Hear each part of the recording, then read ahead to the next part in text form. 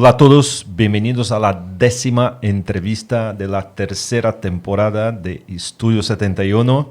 Bueno, siempre antes de empezar las conversaciones, yo pido para ustedes dar en su like, suscribirse en el canal y activar la campanita para recibir las notificaciones y apoyar obviamente el canal para que más y más nosotros podamos traer gente interesante para las conversaciones que hacemos aquí. Bueno, en esta temporada, como saben ustedes, nosotros estamos hablando de música pesada.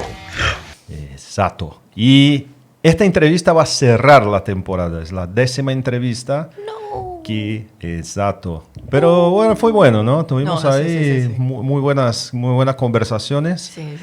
Obviamente que hay espacio para más. Sí. Tenemos acá que siempre reinventarnos y ver cómo hacer para poder abordar a todas las bandas, todos los artistas, y tranquilo que sí vamos a dar el espacio. La única cosa es que obviamente el año tiene 365 días y nosotros tenemos que como que correr atrás, ¿no? De conseguir cumplir todo en el año. Y esta es la razón que estamos en esta ocasión encerrando esta temporada con la 10ª entrevista. Y bueno, tengo aquí a mi lado un invitado que es responsable por básicamente capturar momentos y emociones que tienen mucho que ver con la escena esa undergrounds de la música pesada. Y después, cuando nosotros llegamos a nuestra casa, cansados de los conciertos, y obviamente abrimos el teléfono siempre, ¿no? Vamos a Instagram y todo lo demás, y ¡boom! Ahí está. El pobre editando. Exactamente, ¿no? Exactamente.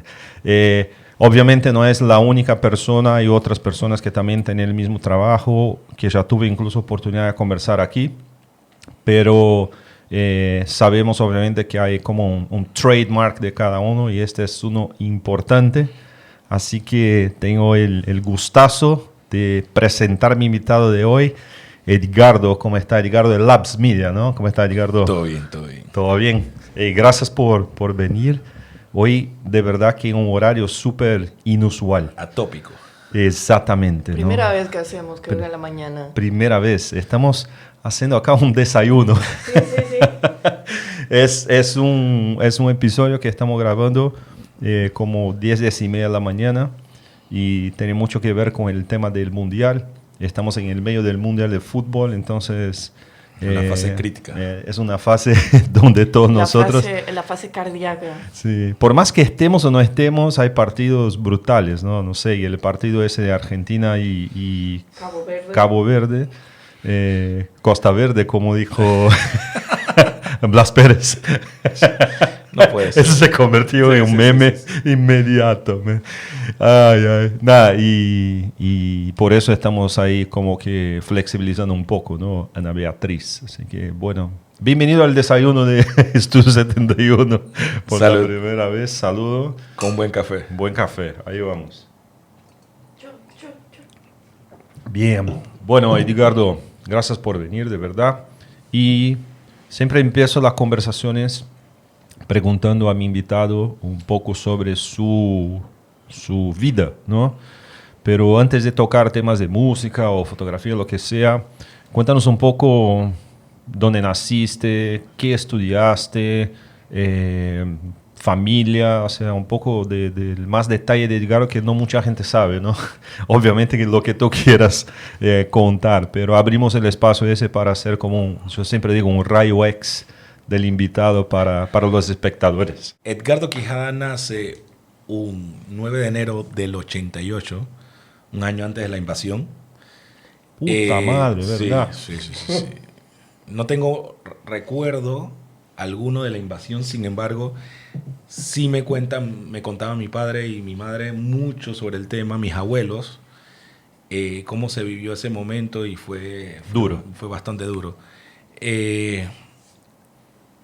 Estudié, yo pasé de una escuela privada a una escuela pública por el tema de, sabes que en el 99 ya los gringos se tenían que ir de Panamá, sí, y todo este tema. Y mi papá trabajó muchos años, fue de los últimos de hecho que se fue de trabajar con ellos. Y ahí empecé en Santa María la Antigua, la escuela. a pasar al Instituto América, que también es una excelente escuela. Y ahí conocí muchos que hasta el sol de hoy son mis amigos, amigos de toda la vida, amigos que vivían también cerca donde mi abuela, que yo me crié bastante por donde mi abuela en Santa María, Betania. Y hasta el sol de hoy son amigos, pero no necesariamente relacionados a temas de música, sino amigos de calle, por Sí. decirlo así. Un chico bastante extrovertido toda la vida. Qué bueno. Nunca he sido de que voy a esconderme. No, siempre está ahí. Tirado. En la escuelita me decían mamá que cualquier acto yo quería estar ahí. Hey, una fiesta. Bueno, mi mamá puede poner esto. Y mamá, pero cuando yo he dicho eso. Y siempre ha sido así, cosa que de mis dos hijas, la chiquita es así también, así que Explosiva. explosiva. ¿Tú llegaste a graduarte en algo? ¿Estudiaste algo no sé, universidad, algo así? En bachillerato, en la escuela, letras, porque yo decía, yo no quiero saber nada de ciencias, no quiero saber nada de comercio. Exactas, ¿no? Yo siempre supe que tenía que tener algo de foto y video, audio o video. Ok. Yo siempre lo tuve bien claro. De ahí fui a la Universidad Nacional porque la plaza de producción de videos había cerrado y empecé en relaciones públicas el primer año para después convalidar. Pero cuando iba a convalidar me salió la opción de la Universidad Latina y entré a la Universidad Latina. Tuve 2 años y medio aproximadamente, y ahí fue un tema clave en mi vida porque yo siempre he sido autodidacta, toda la vida. Yo quiero aprender algo y veo la manera cómo aprenderlo. Y sucedió de que fueron 2 clases, Iluminación 2, me acuerdo, que el profesor, ni me acuerdo el nombre, el profesor me dice, clase, vamos a hacer Iluminación 2 semipresencial. Yo me había tomado un año sabático y empecé a recoger cables en una productora de video. Ok. Aprendí cómo se hacen los comerciales de televisión de cero, desde la negociación, porque la persona de la productora me dio la confianza, siempre estaba al lado de él. Y aprendí desde cero hasta la ejecución. Estamos hablando de producciones de la más barata, con la cámara, me acuerdo que era, para ese rubro, la 7D Canon, era lo más barato que te podían poner, hasta cámaras de cine, porque ese rubro es cine. Y cuando regresé, dije, vamos a dar Iluminación 2 semipresencial. Yo, profe, disculpe, los chicos se tienen que quemar la mano para saber que las luces se tienen que primero refrescar y después apagar. Y sí, pero no, profe, hay que aprender en clase, en vivo, los grados Kelvin. Profe, yo creo que mejor la hacemos presencial. ¿Qué pasaba? El profesor tenía clase en la Universidad Nacional y en la Latina. O sea, no le daba el tiempo. Para ser presencial. Entonces, todos los chicos votaron, profe, la queremos presencial. Y el tipo retiró la materia. Se salió. Puta madre. Entonces, eso, y hay otro profesor que hasta el sol de hoy es muy amigo mío, que en la Latina lo pusieron él es fotógrafo, lo pusieron a dar clase de edición 2. Y cuando él me ve entrando y yo lo veo, profe, usted va a editar. Y me dice, tú me puedes ayudar con la clase, tú sabes editar más que yo. Y ya había visto varios trabajos míos. Y en ese momento me di cuenta que ese no era mi lugar. Terminando la clase, salí de la universidad. Además, nunca he tocado una universidad para hacer lo que yo hago ahora mismo. Pero tú comentaste un tema interesante que yo también utilizo mucho como recurso de aprendizaje, que es YouTube, ¿no? Tú comentaste en algún momento, esa es mi universidad, ¿no? ¿En qué momento empezaste o te diste cuenta de que esta plataforma podría ser como algo que serviría como tu self-university, ¿no? Okay. Yo desde muy joven había dejado de ver televisión. Desde que empezó a hacer el boom de YouTube, yo dejé de ver televisión y todo me informaba desde YouTube, todo. Porque YouTube te da la versatilidad de ver todas las caras de la moneda.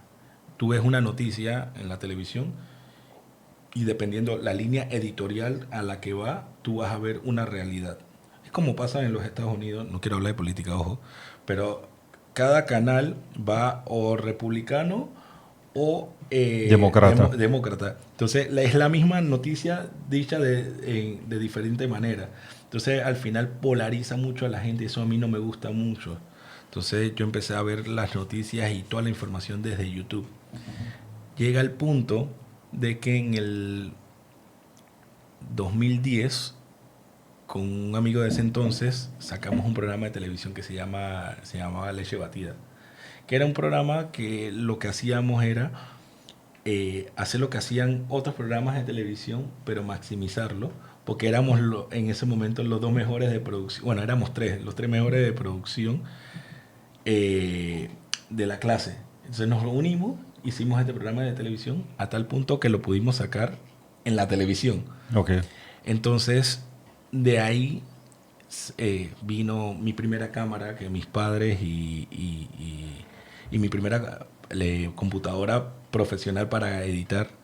Y mis padres hicieron el esfuerzo de que te vamos a ayudar con esto. Pero es para ti y para tu hermana. Cosa que mi hermana también es fotógrafa y aprendió igual. Ah, no sabía. Sí, sí, sí. Pero ella se dedica más al tema de bodas. Okay. Bodas de high class. ¿Cómo se llama ella? Carolina Quijada. Ah, ok.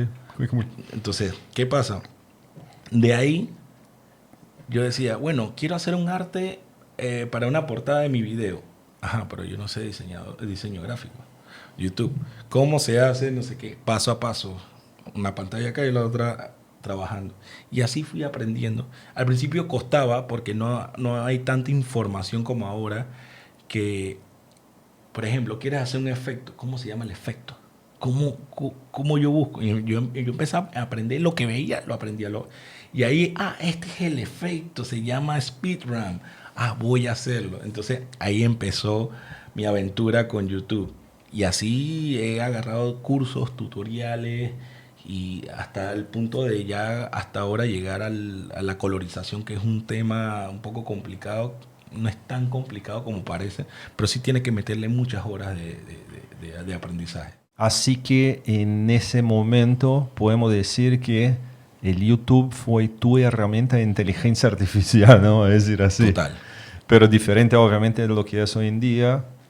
Yo pasé por el mismo que tú, de tener dudas sobre cómo hacer algo, ir a YouTube y buscar a través de una palabra y que te aparecen opciones de, no sé, 100 videos y tú ibas intentando hasta que encontraba una típica, te voy a decir, típica, porque yo trabajé muchos años como desarrollo de producto en empresas de indumentaria. Trabajé 12 años en Billabong, entonces todo lo que era la parte gráfica de Billabong en este momento hacía yo para género masculino. Entonces yo trabajé mucho con Illustrator y Photoshop, a punto de saber todos los shortcuts y todo eso, ¿no? Uh-huh. Pero después de eso yo pasé a la parte más comercial. Entonces pasé a manejar más herramientas como Excel y todo lo demás, ¿no?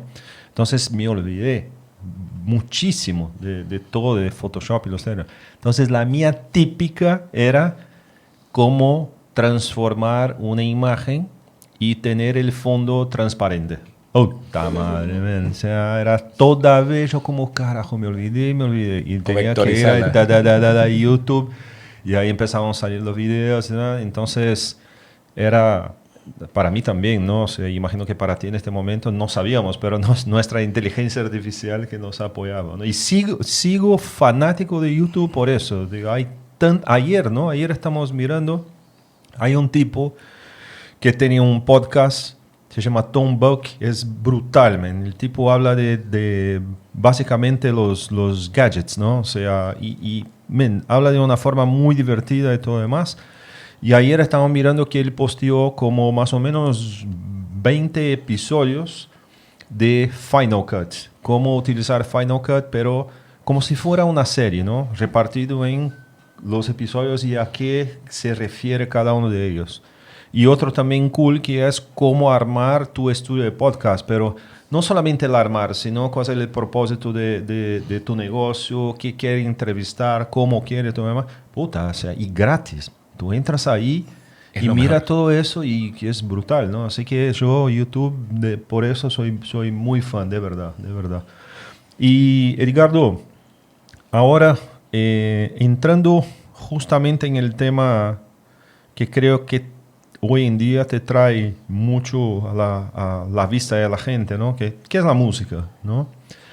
¿Cómo empezó tu vida con la música? ¿Cómo fue tu relación con la música? ¿Desde cuántos años? ¿Qué fue que escuchaste por la primera vez que te diste cuenta que era música? ¿No?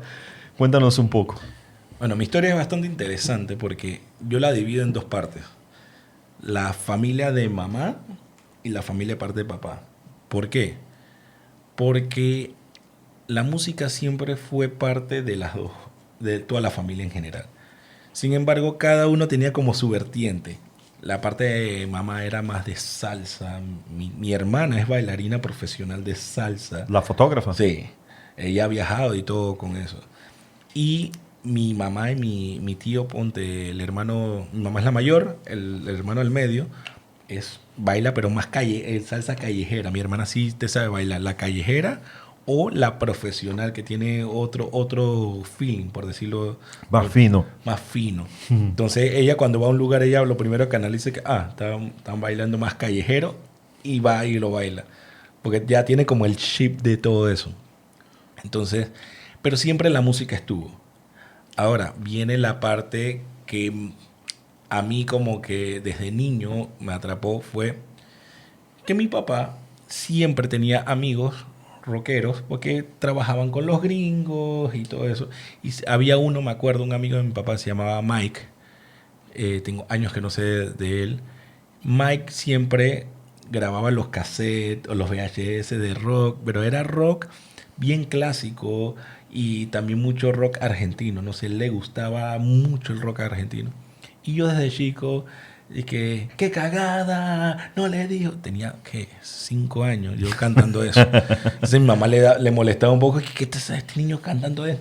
Era lo que me gustaba. Como tu hija con Misfits, ¿no? Que Ajá, comentas. exacto. Entonces, de ahí pasamos también simultáneamente mi primo, de parte de papá, justo, para mí es una de las personas más ordenadas, pero más coleccionistas de música, no tanto de cositas. que sí lo hace, Sí. pero no a un nivel tuyo o de Juan Carlos, que tiene muchísimo más. No, Juan Carlos es No, el Juan Carlos champion. Sí, sí, sí.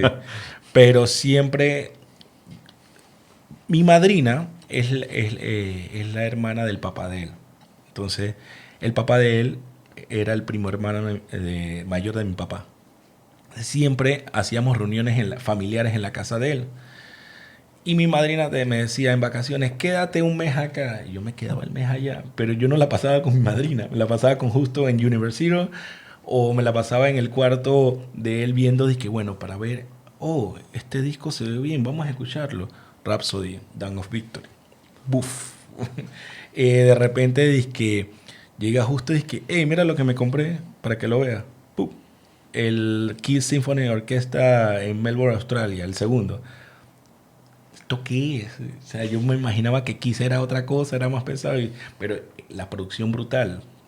De repente llegó y ahí fue donde, honestamente, mi vida cambió. Ya yo escuchaba rock and roll, escuchaba nu metal, y de repente llega y que esto nadie lo tiene en Panamá. Rock in Rio de Iron Maiden. De Maiden. Ya yo escuchaba Maiden, pero yo no era fan de Maiden. Cuando yo vi esa vaina, para mí fue un game changer en mi mente, que ya de ahí ya dejé de ser una persona que escucha rock and roll o metal a ser el fanático de Iron Maiden, número 1. Y de ahí mi vida cambió. Adrian Smith fue el...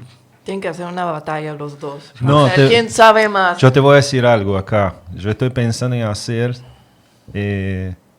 a ver, a mí me gusta contar historias y yo creo que las historias que tal vez yo tenga para mí, yo siento que en un momento quiero externar, ¿no? Yo viví en Brasil hasta 2007. Entonces, hasta 2007 yo tuve oportunidad de ver muchos conciertos. Entonces, imagínate que el disco ese que te explotó la cabeza de Maiden, yo estaba ahí, ¿no? Entonces, esos son cuentos que yo quiero hacer. Yo tengo varios discos en vivo que salieron de artistas o nacionales de Brasil, como, no sé, Ratos de Porão o como Maiden, que son conciertos que yo estaba. Entonces quiero hablar un poco de eso, de mi experiencia, cómo fue, ¿no? Yo tengo un cuento malo ese de Maiden, porque yo estaba hospedado en la casa de un amigo en Río, y él fue este día con su familia. Y qué pasa que, imagínate, 350.000 personas tenía este día en Maiden, y imagínate el parking, ¿no? Entonces, mucha gente que hacía salía antes para no agarrar el tranque de la puta madre. Y yo, desafortunadamente, tuve que empezar a caminar cuando Maiden todavía no había terminado. Entonces, en el final del show de Maiden, tenía los fuegos de artificio y todo demás, que yo vi de lejos, porque yo ya estaba como que llegando en el parque. Porque dependía, obviamente, de esta persona, porque estaba en su casa y todo demás, ¿no? Y además de que este lugar donde hacían Rock in Rio, que justamente este lugar del disco de Maiden, es el mismo lugar donde fue Rock in Rio 1, que es súper lejos, o sea, no es cerca. Para llegar ahí es complicado. Entonces tú dices, no, te quedas ahí, regresas, no sé, en Uber, taxi, lo que sea. No existía Uber. No. Además de no existir el tema de Uber, era un lío, o sea, era súper complicado. Entonces, sí, pude disfrutar, pero tengo el gusto también de cómo el final estaba... Ahora Edgardo tiene que poner el disco, y cuando Bruce diga Scream for me, Río, va a escuchar a alguien, ¡yeah! O sea, Alessandro. No estaba tan cerca como quería, pero sí, lo vi bien y brutal. O sea, y en realidad hay una parte de este disco, si tú escuchas, no sé si te recuerda, que Dickinson habla de Sepultura.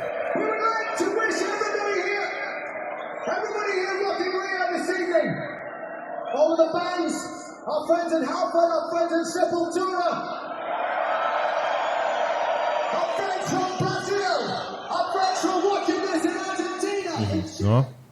Y eso fue para nosotros puta emotional, fue como que tocar así, está hablando de una banda de nuestra adolescencia.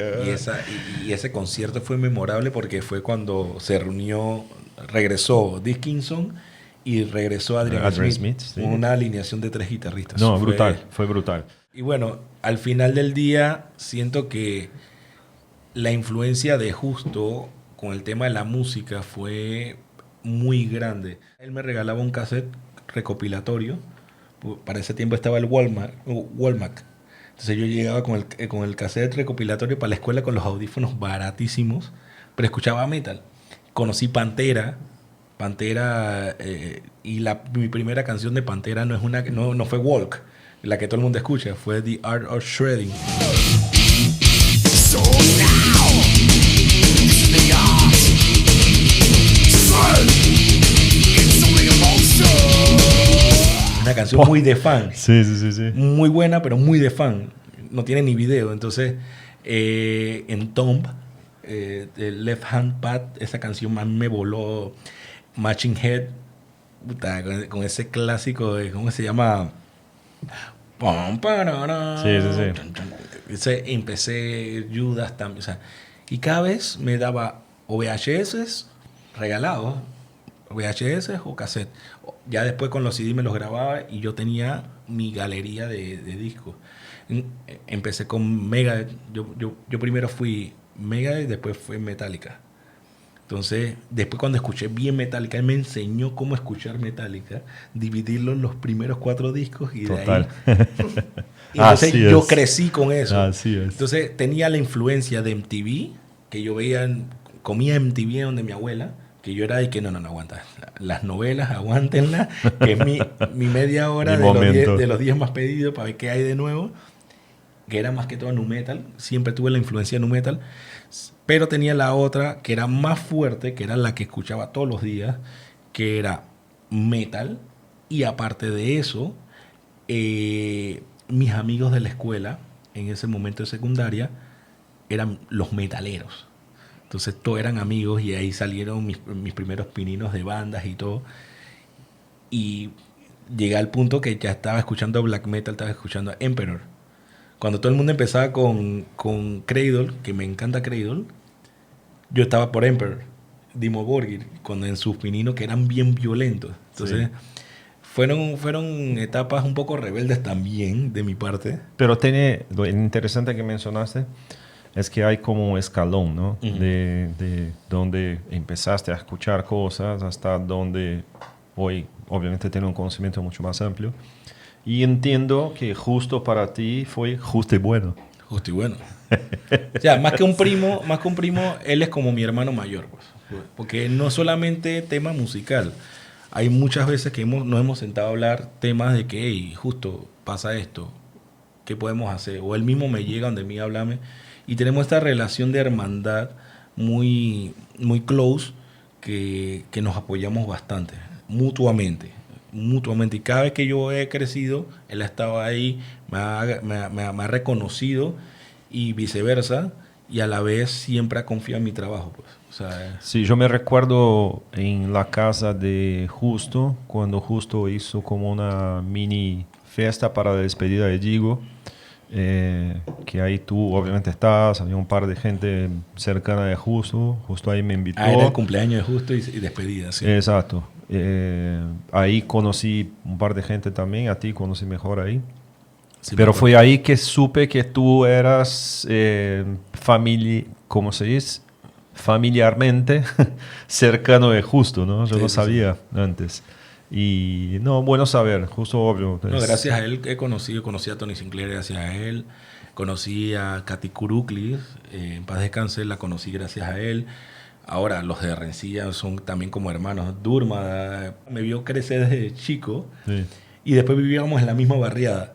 Entonces, cuando estábamos afuera bebiendo, él venía llegando del trabajo, se quedaba hablando con nosotros cualquier cosa y después bajaba a su casa. O sea, y la amistad también con Durma es como de hermanos también, un hermano mayor. De esta relación con la música, ¿no? Que tú mencionaste, tú naciste en 88, ¿no? ¿Cuál fue tu relación con bandas, por ejemplo, más contemporáneas como, no sé, hablemos de Black Sabbath, Led Zeppelin, AC/DC? ¿Tuviste como en algún momento aprecio de escuchar bastante? ¿Cómo fue? Porque, obvio, tú por el año que naciste empiezas a agarrar cosas ya más actuales, ¿no? Gracias a la influencia de la familia de mi papá y de mi papá. Mi papá escuchaba AC/DC. El problema de mi papá era que escuchaba las mismas 2-3 canciones los domingos y las repetía. Vamos a decir, tenía un disco que tenía Led Zeppelin, que tenía AC/DC, que tenía Boston, le gustaba mucho Boston, Journey. Y ya yo estaba hasta aquí de las mismas canciones. Entonces, ¿qué yo hacía? Yo investigaba más de esa misma música y ahora soy súper fan de AC/DC, pero a muerte. Me gusta mucho Led Zeppelin, Boston me gusta Hugo, Journey me encanta, Toto, a mi papá le gustaba mucho Toto, entonces, pero eran las mismas 2 canciones. Yo sí investigué mucho más, o sea, yo sí me iba al extremo, como quien dice, como un buen fan. Entonces también había otro tío que era el primo hermano menor de mi papá. Él era fanático de Led Zeppelin.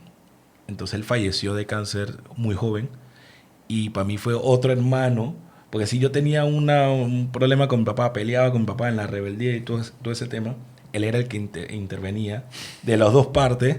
Con Starway to Heaven.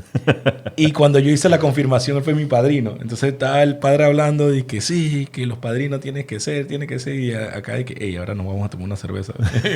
O sea, para mí ese tipo era como un hermano mayor, pero ese tipo, yo te puedo hablar de él y quedo llorando aquí. O sea, ese tipo para mí fue lo máximo. Y también fue, para Justo y para varios primos, fue una persona muy importante. Entonces, él escuchaba mucho Led Zeppelin, principalmente Stairway to Heaven. Él fue el que me enseñó, pues se lo había comprado el disco de Metallica con la Orquesta Sinfónica S&M. Sí. Él tenía el disco.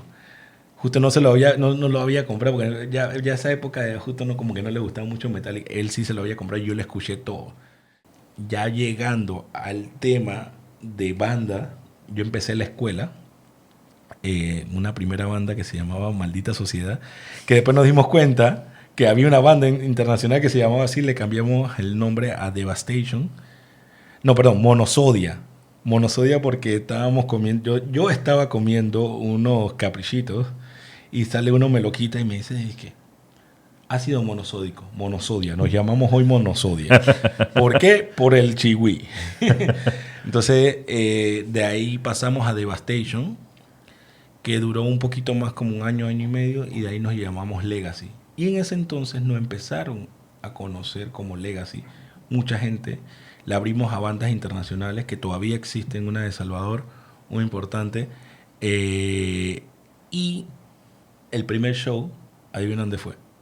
Universe Zero. Universe Zero.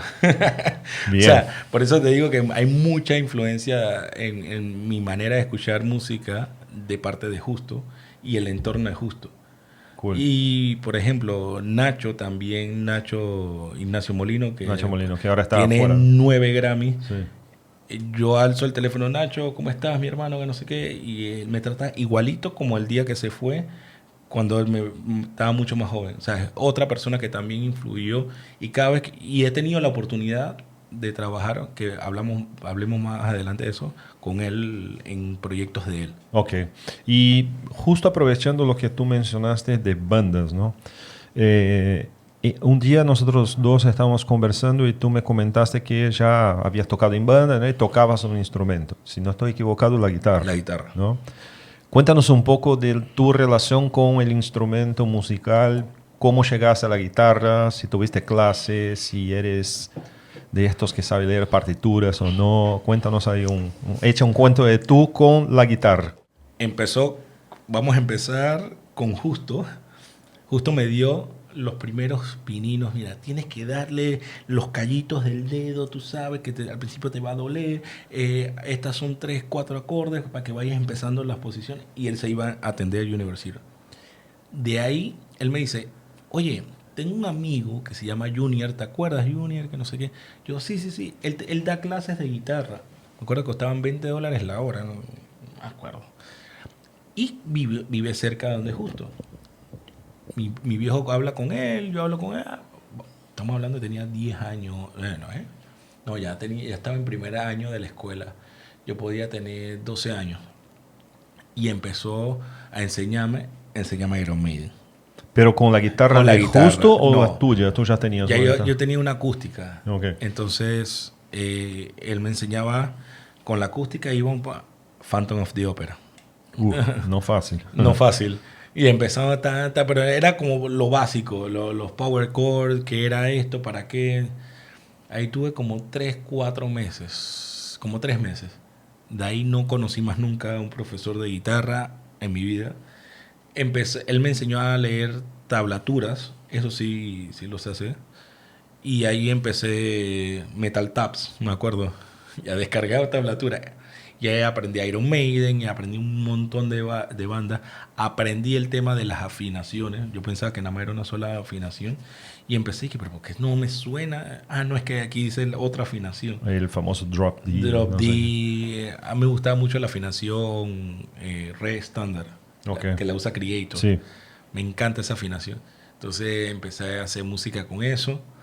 De ahí aprendí hasta el punto de que tuve las bandas que te mencioné anteriormente. Y después me había salido, cuando fallece mi tío en el 2008, yo había dejado todo tema musical. Yo jugaba fútbol en segunda división en Panamá. Yo dejé el fútbol. Yo dejé todo. O sea, es como me reinicié yo solo. Y de ahí pasaron varios años hasta regresar a tocar en una banda que se llama Cuarentena, otro género que no era de mi conocimiento como tal, que es post-hardcore, es como metalcore, en pocas palabras, más actualizado, por decirlo así, más refinado, no tanto breakdown, más movido, más animado. A veces el metalcore en ese entonces caía mucho en los breakdown y a mí el breakdown, abusar de breakdown no me gusta. Creo que Gabriel de GES hizo una buena comentario, la explicación del breakdown. De los números binarios. Sí, no, sí, como que... sí, no, sí, sí. ay. Entonces es 1-0, 1-0, 1-0. Y eso, tocarlo me aburría. Ahora, hay unos brutales porque van en contratiempo y tienes que saber un poquito Sí. de tempos. Que ahí fue donde aprendí un poquito de eso. Sin embargo, mi visión era como hacer música que me gustara. Gracias a principalmente Cuarentena, que eso es lo que puedo rescatar porque después al final nos separamos y fue todo un lío, fue que aprendí y me empezó a gustar el music business. Porque nos habíamos separado, teníamos no sé cuántos años nos tocaba y un día nos sentábamos tomando cerveza y vamos a reunirnos, no sé qué, dale. Y ya yo estaba muy metido en el tema de producción de video, ya en el tema de comerciales. Ellos. Yo. Tú. Ah. Y me salió, gracias a un amigo que él es productor de comerciales de televisión, Luis Dorati.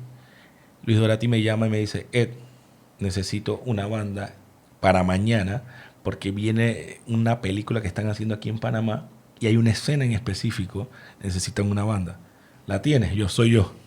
No que soy yo. No que soy yo. Vámonos. Este es el presupuesto. Listo. Y de repente nos salió el Festival Mupa. Ya habíamos regresado. El Festival Mupa. Después salió otro evento. Y en 3 eventos, casi $2,000 habíamos hecho. Y yo digo, wow, esto me está gustando.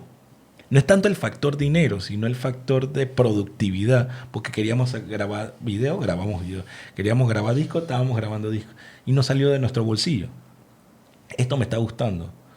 Entonces, de ahí fue como que mi pinino de music business que impulsó a trabajar ya con otras bandas y todo eso. ¿Esa fue tu última banda? Esa fue mi última banda, ¿Llamaba? 2010, Cuarentena. Cuarentena. Antes de la cuarentena. Por eso Qué iba a mencionar. casualidad.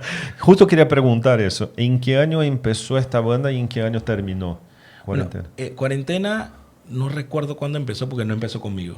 Ok. Yo fui a reemplazar a un integrante por 2 shows o un show, no me acuerdo, y quedé en la banda. Pero yo no tenía en ese momento como que poder de decisión. Yo nada más, había que hacer esto, vamos a hacerlo, pues, listo. Había que aprenderse esto, dale, listo, me lo aprendo. Después de ahí pasaron como unos 5 años que no tocábamos. Y ahí cuando nos reunimos yo fui el que tomé la batuta. Vamos a reunirnos, vamos a hacer esto, tan o no tan. Y ahí ya yo tuve un peso más grande. ¿Y en qué año fue eso? ¿Te recuerdas? Sé que la banda se desintegró en el 2016. Eso pudo ser 2012, 2013. Ok. Tuviste un rato Sí. interesante ahí. Y lo que tú mencionaste de grabar video o grabar algún material físico, ¿tú llegaste a grabar con ellos? ¿Algún Sí, CD? nunca salió. Nunca salió. O sea, sí se grabó, nunca salió. Pero no hay ninguna plataforma, nada de eso. En YouTube nada más hay un demo de esa grabación. Ok. Pero no, yo te lo voy a pasar. Pero cool. no. ¿Tú tienes eso? Yo tengo eso y creo, tengo que buscarlo, escudriñarlo bien. El video que nunca salió, creo. Sí, creo que tengo eso. Tengo que buscarlo bien. Tranqui. Y una pregunta. De esta banda, Cuarentena, que fue la última que tú tocaste, tengo 2 preguntas. Una es, ¿tú ya tenías tu guitarra ahí? Sí. ¿Sí? ¿Qué guitarra tenías tú? Bueno, yo usé varias guitarras. Yo empecé con una Peavey estilo Stratocaster y era idéntica a la que usaba la Fender que usaba Adrian Smith. Okay. Que tenía un humbucker y 2 single coil. Porque para mí Adrian Smith era el dios. Sigue siendo el dios de la guitarra. De ahí tuve una Korg color rojo vino. No me acuerdo exactamente el modelo. De ahí tuve un tiempo una Dimeback Razorback 7 cuerdas. Que la iba a comprar y al final no la pude comprar nada. Tenía un trabajo, renuncié, que era de el dueño de Rock and Folk. Alberto. Alberto Jacobellis. Jacobelli, era de mi amigo Alberto Jacobelli. Habíamos hecho un deal. Alberto es otra persona que yo estimo mucho. Y él, quédatela un rato, yo no la estoy usando, dale valor, que no sé qué. Yo, bueno, dale, pues. Y con esa también, hice hasta un comercial de televisión de Más 23 con esa guitarra. Ah, ok. Y de ahí ya no tuve más guitarras. Y no tiene más. No tengo más, yo vendí todo. Ok. Y la otra pregunta es sobre cuarentena. De esta última fase que tú participaste, ¿quién eran los integrantes? Alguien para ver si no solamente nosotros conocemos, sino obviamente Tal vez no los decir no sé de si lo ellos conozcas. acá. Estaba David McLaughlin, que es el guitarrista de Hello. Estaba Reinaldo González, que era el vocalista. Tú lo puedes buscar a él como Dédalos. Él es artista, él pinta. Sí, yo sé quién es. Bueno, Uy. ¿quién no sabe quién es Reinaldo? Ahí en Armónica. En Armónica, Lo veo creo que mucho. me dijeron que estaba en Cervecería Central. Sí, También. Él es el que anima los karaoke. Yo cuando estaba en Hangar, yo lo contraté a él para que... Así que él era parte de la banda entonces. Sí. Cool. Qué cool. Qué show más locos con él. Pero sí. Él no era tanto que cantara y que brutal, sino era la actitud en tarima, que era distinta a cualquier vocalista. No, y él es un tipo muy extrovertido. Yo tengo una muy buena foto con él cuando vino Hawks. Ajá. Estamos los tres de Hawks, porque obviamente en este momento no teníamos como que bajista fijo, Ajá. ¿no? Wilhelm nos apoyó. Entonces salimos con los de Hawks ahí para, no sé, conocer Panamá y terminamos en Armónica tomando una cerveza. Y ahí en Armónica hay un mural de él, ¿no?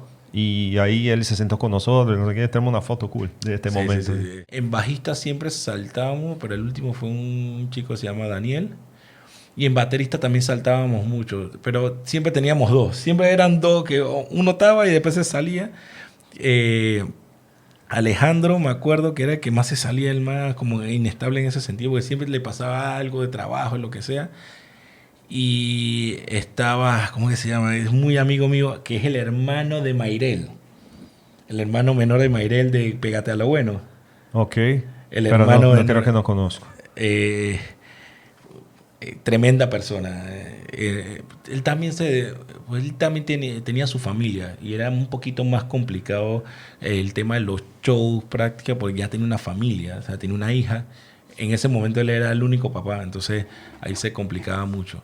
Pero después que la banda se desintegró, pasó un tiempo y como me había pasado lo del proyecto Manhattan, yo me alejé de muchos de ellos, cosa que ponte el baterista, siempre que lo veo nos hablamos, de hecho me lo topé una vuelta en Multiplaza y con Reinaldo siempre he tenido buena relación. Ya de ahí yo corté relación con todo el mundo.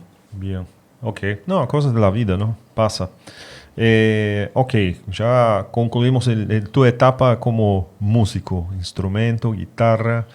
Es un tema que tú me habías comentado un día y digo, pues, tengo curiosidad de saber esta parte de Edgardo. Y justo tú mencionaste que en este momento ya estabas dedicando a la parte de audio-video y todo lo demás. Pero ¿en qué momento? Vamos a repartir en dos. ¿En qué momento empieza tú a meter cabeza como ya más profesional en la parte de audio-video y obviamente fotografía, ¿no? Yo conocí a ti por la fotografía antes de cualquier otra cosa. ¿Y en qué momento, ahí es la segunda parte, oficialmente empieza Labs Media para que después empecemos a hablar de Labs Media? Bueno, Labs Media viene...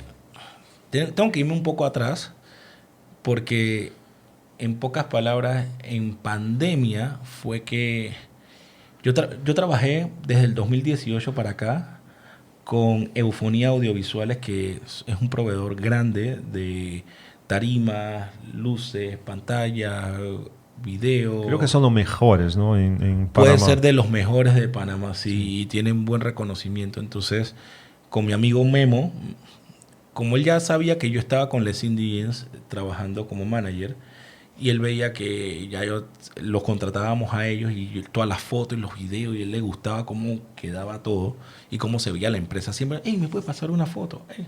¿Con quién trabajabas? Disculpe. Les Indians. Ah, ok. Sí. Fue mi primer... Que después ahora hablamos de ese tema. Porque yo creo que se tiene que dividir en tres. Música, audio, video, producción de video y fotografía y music business. Ok.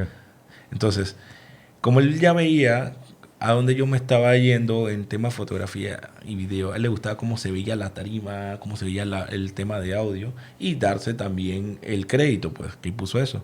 Y nos daba siempre un muy buen deal. En el 2008 viene el tema de la JMJ.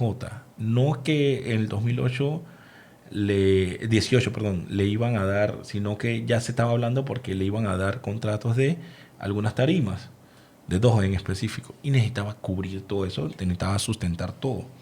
Y me dice, en diciembre de 2018, Edgardo, te necesito en mi empresa. Bueno, vamos. Eso de la JMJ, cuando viene el Papa. Ajá, bien metalero yo. Mi casa sirvió como baño para mucha gente, para que sepa. Imagínate. Bueno, entonces empecé finales de 2018 con él. En diciembre ya tenía su primer evento de la pre-JMJ, tanto en el Teatro Nayansi y después a principio de año en Chitré. Y yo me iba con el crew. Gracias a eso aprendí cómo funciona el tema de las pantallas, desde la conexión hasta la producción de los circuitos cerrados, el tema de las luces, los universos, cómo se maneja todo, cómo se rutea todo. El tema de audio me enseñaron a usar una consola profesional, una M32 y una X32, es lo mismo. Y aprendí todo el tema logístico de producción. Y ya yo había hecho varias producciones de eventos, pero en lugares que ya tenían premontado todo. Entonces conocer toda esta parte me nutrió mucho para lo que yo quería hacer a futuro. O sea, yo me iba con los chicos, ya había grabado, hay que recoger cable, vamos a recoger cable, hay que cargar esto, y yo los ayudaba. No era mi trabajo, pero lo hacía. Entonces, quería aprender todo eso. Entonces viene la pandemia. En pandemia, yo seguí trabajando con Eufonía y empezamos, mucha gente dice la palabra, nos reinventamos. Tuvimos que adaptarnos al sistema. Nadie se reinventa, nadie nace de nuevo para volver a hacer. Fuimos forzados a cambiar el chip. Eso, yo lo llamo así, para comer. Literal. Entonces vino Osvaldo Ayala y quería hacer una transmisión pregrabada, pero en vivo. Y yo me dije, pandemia con Osvaldo Ayala. Lo hicimos. Después de ahí fuimos y empezamos a hacer, dentro del hangar, pusimos la tarima y le pusimos tela verde y adaptamos para... la recogías y ponías tela negra. De ahí sale un video, 2 videos de Komodo en ese estudio improvisado de Eufonía, que de improvisado no tenía nada. Y salió Death God y salió, no me acuerdo, eran 2 canciones, pero eran una en Live Session, que fue grabado hasta el audio ahí, y el otro sí fue video Insomnia, el video musical.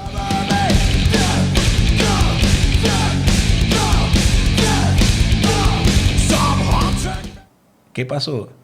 En diciembre de 2020 sale, creo que era Tigo, y quería que hiciéramos una producción en vivo, pero con 3D.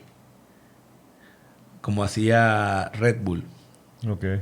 Que en la batalla de gallos, que todo era verde, pero todo donde se movían, la cámara, como se moviera la cámara, se movía el entorno 3D. Y a cranear cómo hacer eso. Y salió, digo, Memo es un genio también. Y sabe mucho de programación. O sea, eso le da una ventaja por encima. Grande, ¿no? Grande. Entonces sabe un poquito de video, un poquito de foto, no sé qué, pero sabe de temas de programación, y ahí lo hicimos. Y el cliente es satisfecho.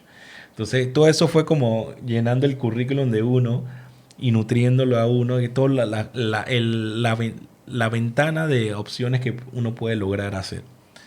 De ahí, en pandemia, mientras no podíamos salir, yo empecé a hacer streaming en videojuegos. Y la gente me empezaba a donar y yo compraba los juegos, no estaba generando dinero, nada más era eso. Y compré muchos juegos gracias a esas donaciones. ¿En dónde transmitías? ¿En Twitch? En Twitch. ¿Y qué juegos, por ejemplo? Rust, Call of Duty, A veces hasta Age of Empire transmitió, o sea, imagínate, me fui bien atrás. Entonces, de ahí, una gran amiga, Mónica, me dice, hey, vamos a hacer una... Yo me dedico a lo mismo, pero estoy parada. Ella trabajaba para ese tiempo en Copa y Copa no estaba, o sea, la tenían, el contrato se lo tenían inactivo temporalmente. Ese temporal demoró no sé cuántos meses. Bastante. Exacto, entonces abrimos una empresa y empezamos ahí entre los dos, dale, que se llamaba QA Production, Q de Quijada, A de Argüelles, el apellido de ella era Argüelles, y creativamente sacamos QA, que en pocas palabras en inglés QA es Quality. El problema también de nosotros fue que los dos hacíamos lo mismo, o sea, y yo con el tiempo aprendí de que un socio tiene que complementarte. Si tú haces A, él tiene que hacer B. Y el otro socio tiene que saber C. Y así. Porque si hacen lo mismo al inicio, tratando de levantar una empresa, la parte fiscal, la parte legal, la parte de contabilidad, ¿quién va a hacer eso? Sí. Entonces, eso fue como que un poquito el por qué nosotros agarramos rumbos distintos, que todavía nos llevamos súper bien, y a veces nos hablamos, nos mandamos trabajos y todo. ¿Ella sigue trabajando en Copa, no? No. Ella es igual freelance que yo, pero también le trabaja a una empresa de afuera en edición. Okay. O sea, le está yendo bien, pues.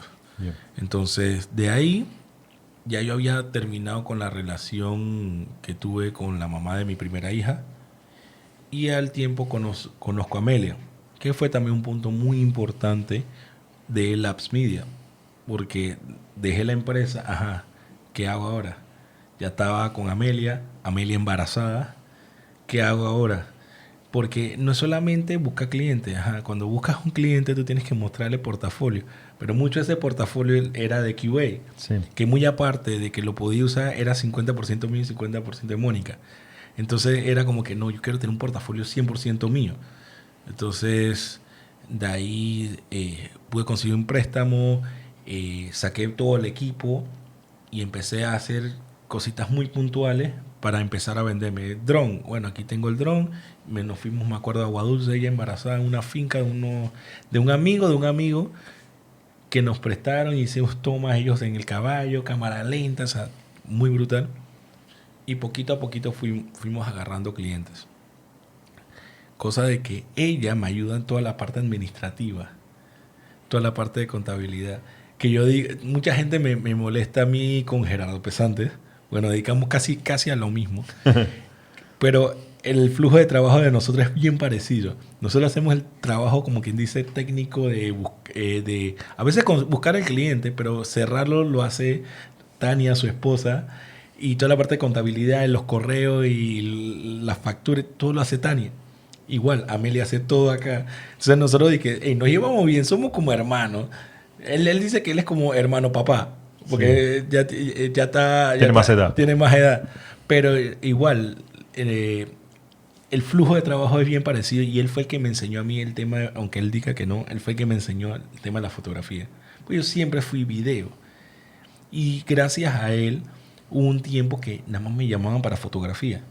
Pero si yo no hubiera conocido en el 2013-2014 a Gerardo y me hubiera dado todo hasta casi 2016 que yo trabajé con él, no me hubiera dado ese conocimiento, yo no hubiera sido el Edgardo en fotografía que soy ahora. Y mira vos que yo de verdad tenía, como mencioné a un momento, ¿no?, a ti mucho más relacionado con la fotografía de que el video. O sea, yo cuando te conocí, digo, es Edgardo fotógrafo. Es que mucha gente me conoce así, pero era por el tiempo que le he dedicado a la fotografía y hubo un tiempo que nada más le dedicaba al video. Entonces ya ahora me llaman para las dos cosas. Ok. ¿Y el nombre Labs Media cómo surge? Porque el otro fue más fácil, ¿no? Otro eran los dos apellidos. Esa fue una de esas madrugadas que ya tenía el equipo, no tenía clientes. Y bueno, vamos a producir, vamos a empezar. No tenía el insomnio en su punto, no había nacido la niña todavía. Y estaba que, bueno, ¿qué hago? Tengo que ponerle nombre a esto, tengo que ponerle estructural lo mejor. Entonces, como yo me veo muy creativo también, para mí yo mismo soy un laboratorio de ideas. Labs es laboratorio Sí. abreviado. Entonces Labs media de medios, porque manejo muchas cosas, drones, fotografía, todo lo que necesita un medio, ya sea Instagram, lo que sea, lo puedo hacer yo. Entonces ahí fue más fácil en ese sentido. ¿Y eso fue idea tuya 100% o Amelia No, también idea participó? mía. Y Amelia lo aprobó. Ok. Amelia lo aprobó, pero fue idea mía. Ok, bien. Y otra cosa, que hay, volviendo un poco al tema de la música, que son dos temitas también ahí. Uno, Komodo, tú como, no sé si manager de Komodo, y el momento de Komodo en backend, porque tú estuviste con ellos, ¿no? Cuéntame un poco eso, si tú eres como el papá de los Komodo, ¿cómo funciona No, eso? mira que yo lo veo como mis hermanos. Que yo nunca he sido de la psicología de imponer algo. O sea, yo lo que hago es que tengo esta idea y ¿les parece? Bueno, desarrollémosla. Si no, bueno, descartamos y seguimos dándole. Mi aventura más que como vamos a echar más para atrás. Les Indies. MUPA 2017. Yo siempre he tenido la amistad con Deneb, con Júpiter. Júpiter es el hermano de Deneb. Porque iba mucho todo en pandemia, los días que se podían salir era a beber en la casa de ellos. Entonces, eso fue. Y desde antes de pandemia, nosotros veníamos, nos arrancábamos. Entonces siempre hubo esa amistad. Deneb y Júpiter estuvieron en la escuela en el América conmigo. Deneb sí fue mucho mayor, Júpiter era más contemporáneo conmigo. Y resulta que yo toqué en varios eventos con Legacy cuando ellos tenían la banda de black metal que se llamaba Acteron. Okay. Ya escuché hablar, nunca escuché la música. Te puedo conseguir música de Acteron. Es una banda que para mí en ese momento eran las bandas más top de metal. Y tenían buena producción, o sea, era un boom en ese momento. Y en la casa de ellos hacían los shows. O sea, el papá de ellos era amigo de mi papá. Porque vivían en Miraflores y mi papá se crió en Miraflores. Entonces, ya la amistad viene como de una generación atrás. Entonces, ¿qué pasa?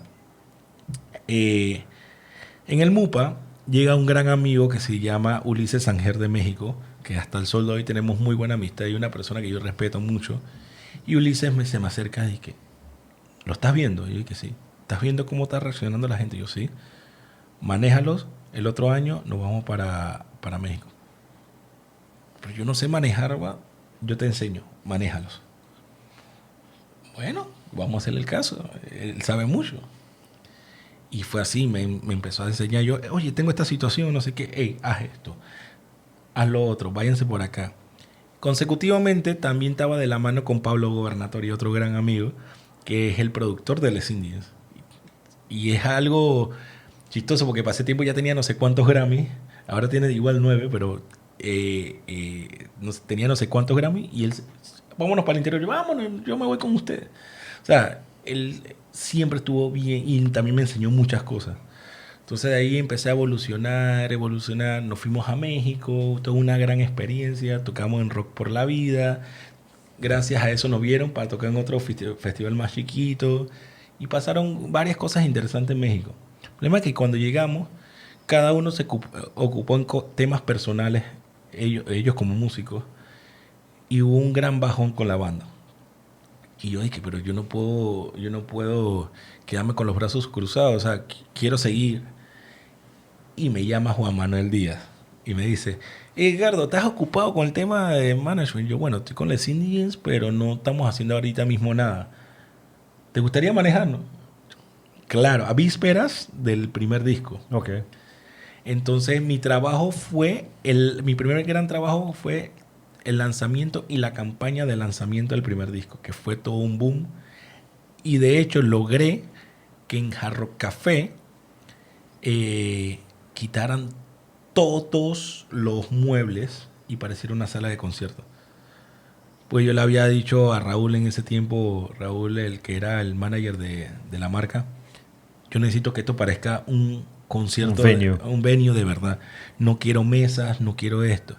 Entonces ellos llegaron y a las 10 de la noche cerraron temporalmente, había una fila inmensa de gente. como 150 personas había, y en 10 minutos desalojaron todas las mesas y dejaron empezó gente pasar. ajá.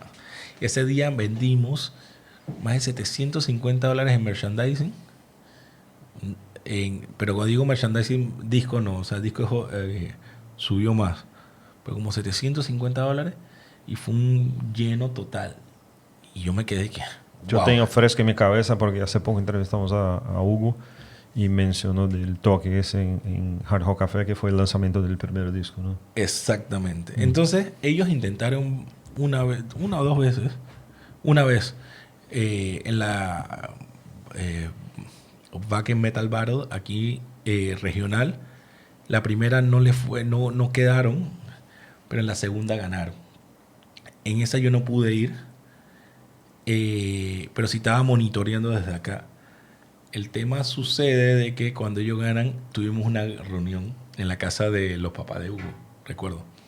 Primero era como parte de celebración con ciertas amistades, pero llegó un momento que, bueno, vamos poniendo serio. Prendimos la pantalla y empezamos a hacer. Yo tenía unas cosas, ellos tenían, y empezamos a hacer. Señores, aquí es donde se dividen los niños de los hombres. ¿Ok? Yo soy muy directo. A veces cae mal eso, pero tenía que decirlo. Señores, esto cuesta dinero. Y mucho dinero. Aquí la persona que vaya con nosotros, o las personas que vayan, ya sean pareja, van a tener que trabajar con nosotros. Van a tener que hacer esto, lo otro. Va a ser cansón. No tenemos un tour bus, no tenemos... Probablemente todos los viajes se vayan a hacer a tren. Vamos a tratar de conseguir shows. Eso va a ser difícil. Y todo el mundo lo agarró de la mejor manera y que bueno, vamos a empezar a trabajar. O sea, como siempre hemos hecho, dividimos el trabajo entre cada uno de los miembros. Ellos me ven como un miembro más a mí. Yo soy como el jugador 12 de la selección. Ellos me ven como un miembro más. Entonces, bueno, yo voy a hacer esto, esto y esto. Yo, con Carlos Owens empezamos a buscar venues en España, de los cuales conseguimos 4, pero tocamos fue en 3. En 2 en Madrid y 1 en Zaragoza. Entonces, de ahí, el Wacken. No pudimos conseguir más por un tema del clima, que la gente del lado del charco para acá no conocemos. El clima afecta a la gente. La gente en verano no quiere ver algo dentro de un venue, quiere ver festivales al aire libre, cosa que no sabíamos, pues. Y cuando empezamos y empecé a hablar con gente ya estando allá, ya nos dijeron todo eso. Y ya tuvimos un panorama de cómo funciona, que no es nada difícil. Lo difícil es conseguir el dinero de ahí a Europa, pero lo demás, siento que Panamá está más caro que varias ciudades de Europa y ciudades grandes. Sí. Entonces, de ahí llegamos al Wacken, lo más esperado. Bueno, en el Wacken fue un tema un poco difícil por el hecho de que la gente de Cráneo Metal, no la gente, porque ahí está el señor Sata Douglas, que lo queremos y lo adoramos, ese señor, me quito el sombrero, nos apoyó mucho, pero el otro, que es el que está actualmente manejando, siempre nos la puso complicada, pues. O sea, compramos los boletos de avión tarde porque nos dijo que no iba a hacer una gira. Después dijo que porque le pasó con una banda panameña anterior algo con Ática. Y cuando hablamos con los chicos de Ática es que no pasó nada. Es que simplemente quisimos hacer la gira nosotros. ¿Cuál era el problema? Entonces yo me quedo y dije, pero este tipo, entonces ¿qué quiere? Entonces cuando nos dice no va a hacer ni una gira. Pues dínoslo desde un principio. Si había que pagar, nosotros veíamos la manera de conseguir el dinero. Porque el tema también es cuanto más tarde compra el boleto, más caro es. Y, sí. fue lo que nos pasó. Entonces, ya de ahí, en toda la gestión entre el Wacken y Comodo, él era el intermediario. Pero siempre nos llegaba la información tarde. Entonces, siempre teníamos que hacer a última hora. Hasta el día que dijimos, hey, tú sabes qué, déjanos la comunicación directa, nosotros no te vamos a quitar a nadie acá, déjanos la comunicación directa para hacer todo. A tal punto que el tema del shuttle en Hamburgo, del Wacken hacia nosotros, 2 o 3 días antes fue que lo seteamos. Porque o sea, no nos complicaba todo. Entonces después de ahí llegamos al Wacken, Esto estamos hablando ya es primer mundo. El shuttle, me acuerdo que llegó estos vans Mercedes-Benz, de estos que son altos, pero es para llevar personas, pero tiene un amplio maletero reforzado de metal. Entonces, cuando tú abres la puerta, se abre la parrilla retráctil, tiene hasta para... Una escalerita. Sí. Escalerita para discapacitados, tiene de todo. Nosotros nada más nos mirábamos y que, wow. Entonces fue un poco de corredera porque ellos se fueron a un estudio, que en ese estudio, cuando llega In Flames a Alemania, practica ahí, y muchos artistas grandes de metal. Pero más que practicar lo que van a tocar, ellos ya estaban pilados lo que iban a tocar, sino era, vamos a practicar el show. Y ese estudio era lo suficientemente ancho, parecido a La tarima. O sea, todo lo que tú ves en el video que está arriba de la presentación del backend, todo está coreografiado. Que fue ensayado en el estudio. En el ese que tú estudio. comentaste.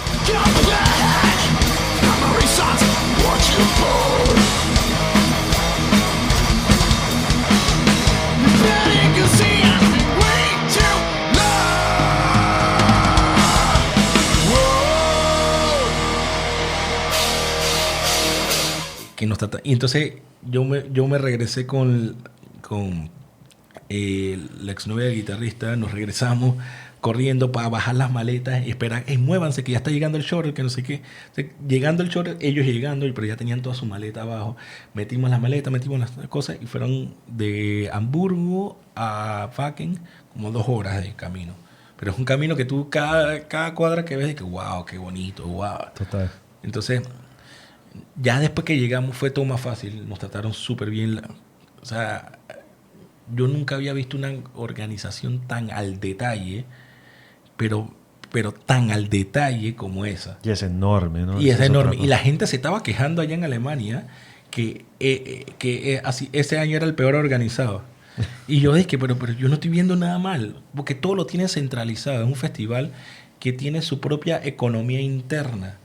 Todo pasa por ellos. La contabilidad, tú tienes una empresa y quieres poner venta de vinilos. Bueno, todo es por el wristband y todo tiene que pasar por la contabilidad de ellos. Entonces, todo es macro allá. Entonces nos dejaron en el área. Esta es la parte chistosa. No sé si Hugo te la llegó a contar. Vamos a ver, cuenta. Llegamos. Primero habíamos llegado a Decathlon. La tienda. La tienda, eso es de allá de Alemania. Sí. Bueno, vamos a comprar carpa, porque los chicos de Ática nos acercamos a ellos y nos dijeron, hey, lléguense allá, esa es la parada importante, tienen que hacer esto, tienen que hacerlo. Como sí, la parada obligatoria. Entonces ya veníamos con ese feedback, estaba muy agradecido con los chicos de Ática, ya veníamos con este feedback de ellos, con la experiencia de ellos del 2019, ahora a nosotros nos tocaba vivirla a nosotros y a ejecutarla. Entonces llegamos allá, compramos una carpa, que no nos salió tan barata como creíamos, pero era porque era para 6 personas. Entonces, Una casa, ¿no? era una casa, tenía el lobby donde dejábamos todas las maletas y cada uno dormíamos de 2 en 2. Entonces, ya te puedes imaginar las jodas. Entonces, Total. de ahí, pero era grande la carpa. Llegamos, estaba medio chispeando y que bueno, vamos a armar carpa. O sea, había un ingeniero de obra, el asistente de ingeniero de obra y todos los peones que armábamos la vaina. Fue un chiste. Hay videos de eso, de hecho. Entonces empezamos a armar, no sé qué. Que bueno, vamos a buscar cervezas y cosas para picar, para tener. Ellos tenían como un container para que los músicos dejen sus instrumentos y no tener que tenerlo allá por cualquier emergencia. Allá, seguridad es que lo máximo. Dice, me echaron un cuento que hubo solo una vez del área de donde la gente se queda, hace muchos años atrás, un robo de un tipo como de Bulgaria que robó no sé qué cosa. Al tipo, obviamente con las cámaras lo identificaron, no sé qué cosa. ¿Y qué hizo la gente? Represalia. Le quemó la carpa con todos sus documentos. Puta que lo parió. Por haber robado. Entonces la gente allá es muy honesta. Alguien se le cae, haciendo crowdsurfing, se le cae el celular, me lo dan a mí y yo, his cell phone. El momento del man, súper ebrio, el man era como de tu tamaño, súper ebrio, con unas botonas así, y cuando veo el man dice que recibo la mano, ¡ay! Y la gente gritando, ¡ay! O sea, una vaina increíble. O sea, tú no ves eso de este lado. Brutal. Entonces estábamos allá y bueno, vamos a buscar cerveza. Y yo me voy con Juan Díaz. Y camina. 2 kilómetros. Para tú llegar al área de eventos, donde tienen toda la venta de todo, o sea, era 2 kilómetros. El último día nos enterábamos que teníamos un shuttle gratis que daba la vuelta. Y nosotros que no. Y bueno, ¿cuál es la diferencia de nosotros? Es que estábamos en el área VIP de carpas. Porque hay área VIP de carpas y después viene el área de los carro casa. Nosotros estamos al lado del público. Okay. Porque está el área del tourbus, que eso ya es otro área y ahí sí es otra logística. Entonces, de ahí la diferencia era que principalmente el tema de los baños. Ahí eran como unos containers que tenía agua pluvial, agua con calefacción, y el otro, el normal, era común. Todo el mundo se bañaba ahí al lado de todo el mundo. Sí tenía calefacción, pero no era privado. Okay. Entonces, esa era más que todo la diferencia de esas comodidades. Y lo limpiaban cada 2 horas, había gente limpiando. ¿Y ustedes se quedaron igual de En VIP. Ah, okay. Así que no vieron pipís. No, para nada. No vimos... No. Esos son chistes de nosotros, hombres, ¿no? Sí. Si se queda en lugar. ¡Ah! No me den cuerda. Y bueno, la vaina que de ahí... como el suéter, o sea, cada edición de Comodo tiene, cada single tiene un t-shirt conmemorativo.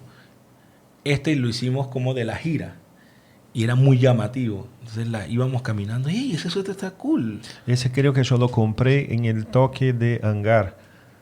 Ese toque fue previo al Wacken. El último sí. show antes del Wacken. Exacto. Ese día los vendimos casi todos. Porque todos. tenía las fechas atrás. Las fechas. Y no se ha sacado más esa edición. Estamos hablando de que ese día solamente en t-shirt fueron como más de $1,200. Sí. Entonces, que nos ayudó bastante, ojo. Entonces, cuando llegamos allá, la gente nos miraba y decía, ay, ¿qué? Ese suéter está cool. ¿Cómo se llama esa banda? Cómodo, somos nosotros. Ah, qué cool. ¿Y a qué hora? ¿Cuándo van a tocar? ¿A qué hora? No, tal tarima, tal hora. Y si tú ves el video musical, la mayoría de la primera fila era esa gente. Ah, sí. Fue algo, o sea, allá a la gente le gusta conocer nuevos artistas. Y más que la competencia, si tú te pones a ver en temas de competencia, tú no estás compitiendo, tú estás dando tu arte a conocer. Y creo que la tarea más importante de ir al Wacken, la Metal Batalla o como sea, es hacer networking. Porque tú comentaste algo que es importante, ¿no? El momento ese que se sentaron en la casa de los papás de Hugo y decir, acá vamos a repartir bien el momento ese de los niños y los hombres, ¿no? Que, obvio, cuando un festival tiene sus reglas y da la oportunidad a una banda de participar, pero obviamente que eso ellos básicamente ven como que te están dando la oportunidad de que tú inviertas en ti como un negocio y tienes tu parte de invertir, de plata. No llegaste al momento todavía de ser una banda que participa en un festival donde todo es pago. Es el momento que te dan, abren la puerta y decir, ok, pero acá tienen que meter de tu parte para y hacer de eso como hizo Comodo y también creo que Ática, sí. de poder utilizar de este espacio para promocionar a ti como artista en este momento. Correcto. ¿No? Y imagino que y también aprender, porque es lo que tú comentaste, ¿no?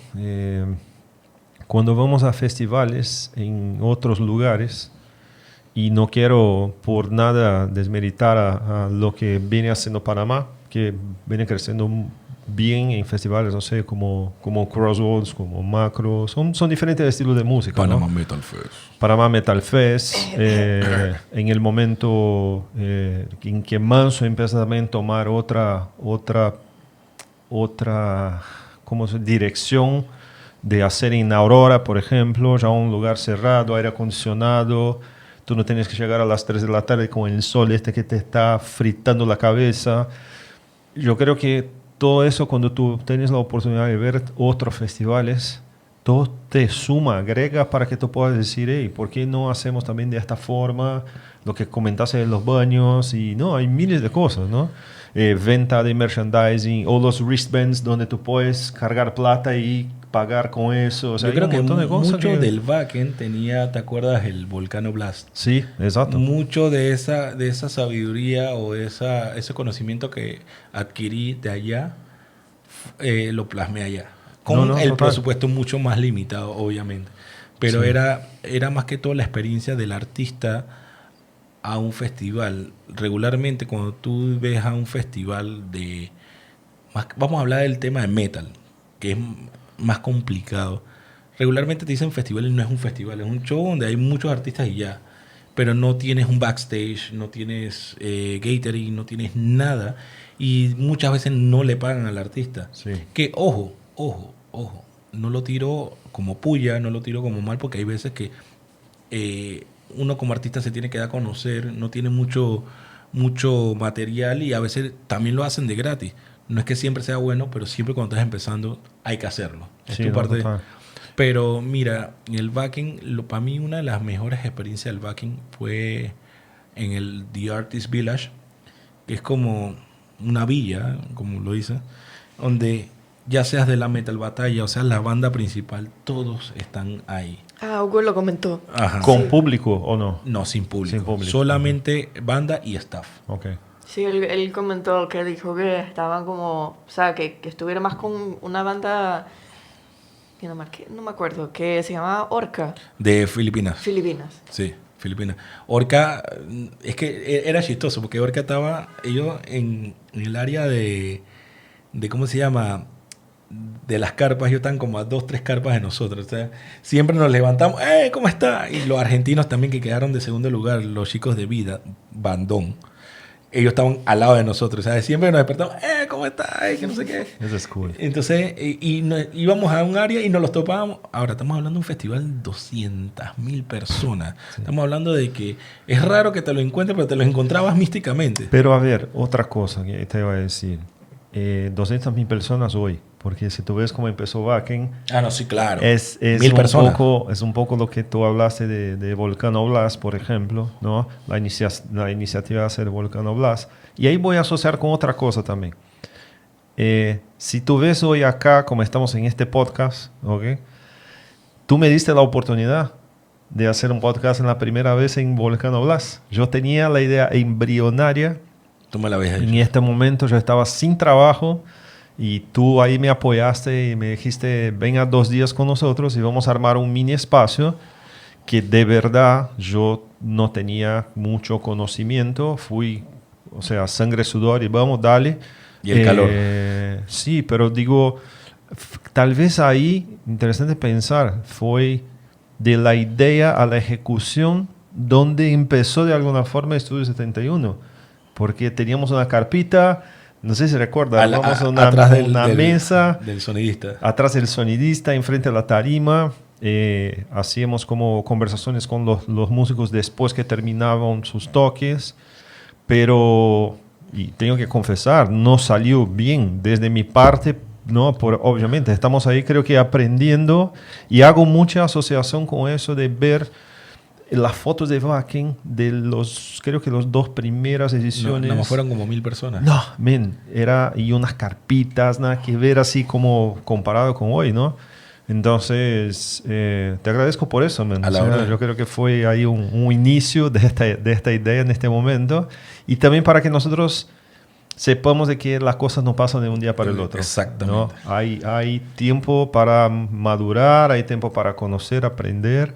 Y yo creo que es un poco de ahí tú como sea manager de Komodo o una persona de foto, audio, video, entrar en este lugar y decir, wow, es un mundo que empiezo a conocer desde la escalerita de la van hasta los baños, hasta todo, ¿no? Y fue chistoso. De repente, en un momento estoy caminando en el Artist Village y siento que alguien me pasa y me empuja. Y me dice, discúlpame, una mujer chiquitita, discúlpame, no, es que estoy buscando a mi hija. Ya sé, ¿cuál es el cuento? Tarja Turunen, la ex vocalista de Nightwish. Y yo quedé congelado. Dije, yo no sabía si mover el brazo. Es que yo no sentí el golpe. Yo nada más sentí como un empujoncito, nada más. Pero cuando veo quién era, yo dije, wow. De repente van caminando. Dos postes de luz van caminando. El vocalista de Amor Amarth y la novia. El mami de 2 metros y medio y ella 2 metros y sencillo. O sea, le llegaba como por aquí. Y yo dije, Amor Amarth. Y el man dije, mira hacia abajo y dije, oh, Amor Amarth. Y se va. Entonces, cosas como que quedamos con los chicos de Rotting Christ echando cuentos. Griegos, ¿no? Sí, porque hablamos obviamente de Panamá. Hablamos de que uno de los hermanos de Juan Díaz, el bajista, es muy fanático de Rotting Christ. Hablamos de eso. Y compartíamos la misma muchacha que nos hacía el choro. Compartíamos. Entonces ellos querían tenían un problema con el vuelo. No me acuerdo cómo era. Como que querían irse ya. Pero el choro estaba como ocupado porque una persona le tocaba como varios artistas. Entonces era como todo un lío ahí con The Iron Maidens, que yo le estaba hablando que yo les tomé fotos a ellas cuando en Panamá. En Panamá. Y así vimos no sé cuántos artistas. Me tomé fotos con el vocalista de Soleil Dying, con la vocalista de Arch Enemy. Sí. Que en la anterior. Entonces es chistoso porque pareciera alta, pero no es nada alta. Es chiquita, ¿no? Súper chiquita. Ella es la que es novia de Doyle. Doyle, sí. Sí. Entonces, pero fue todo increíble, la experiencia, todo el tema de ver a los artistas y después estás acá, lo ves tomándose una cerveza. Vi pasar el baterista de Kenemy como buscando con quién hablar. Una vez lo veía caminando. Y tú sabes que... Yo hablando con Tony Sinclair, nosotros somos muy fanáticos del thrash metal alemán, ¿no? Entonces él habló de The Creator, yo también. Y hay un documental ahora que justo salió hace poco en YouTube, algún loco puso esto, que es hablando de la escena del thrash metal alemán, pero en la época esa, ¿no? De 88, 89. Antes de la caída de la Unión Soviética. Y, aparece uno de los guitarristas de Creator, no me recuerdo el nombre, un jovencito. El tipo trabaja cuidando de viejos, ¿sabes? Como ahí su ropita blanca, dando comida en la boquita de los viejos. Y yo decía, Tony, este tipo no tiene idea que en el otro lado del mundo nosotros idolatrábamos. Es como son nuestros... reyes, ídolos, ¿no? Estos tipos llegan acá en Brasil, en el momento que estaban en Brasil, es como, ay, carajo, y tienen la vida súper recontra normal. Poca plata, tirados ahí en la casa, creo que era el papá de Mike, estaban ahí, o sea, tú ves el video y es tan precaria la situación de ellos, y bueno, tú dices, qué eso, fucking loco algo eso. Parecido nos habló el señor que nos hizo el show, porque tuvimos 2 shows.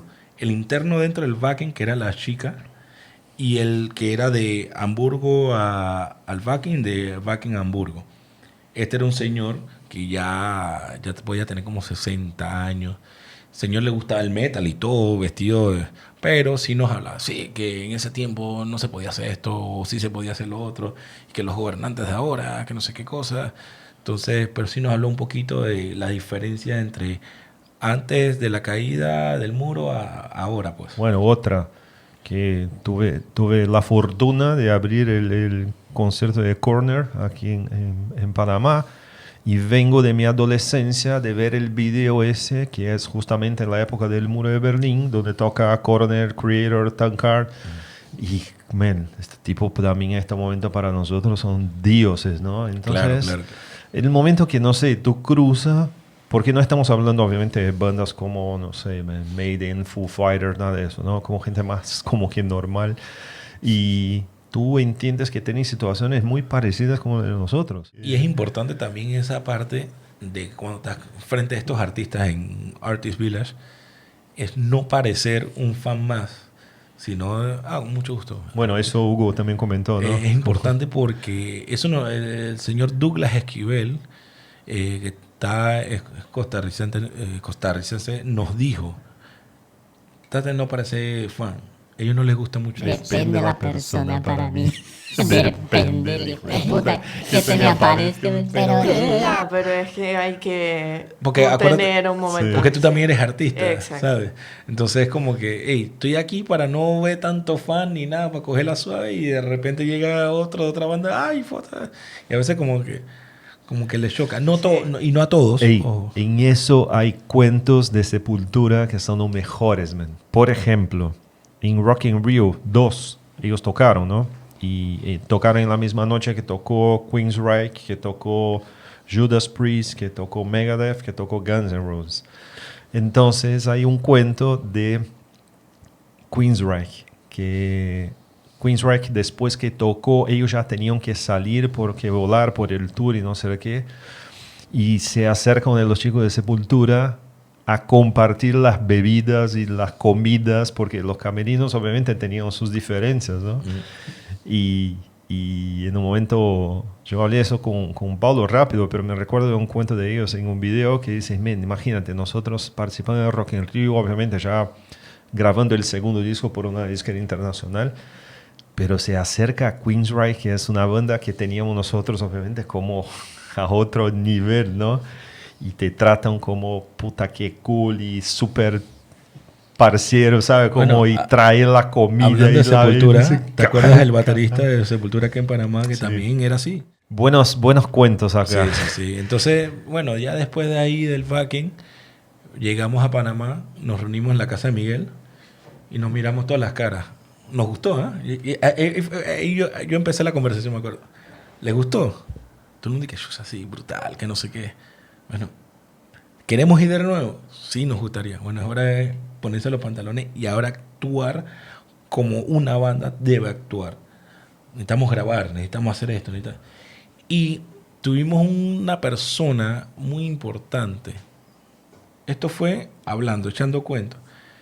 La chica que nos hacía el choro nos fue a llevar al meet and greet, porque para ir al meet and greet tienes que pasar por atrás de las tarimas principales, donde vimos los 14 containers de Slipknot, ya te puedes imaginar.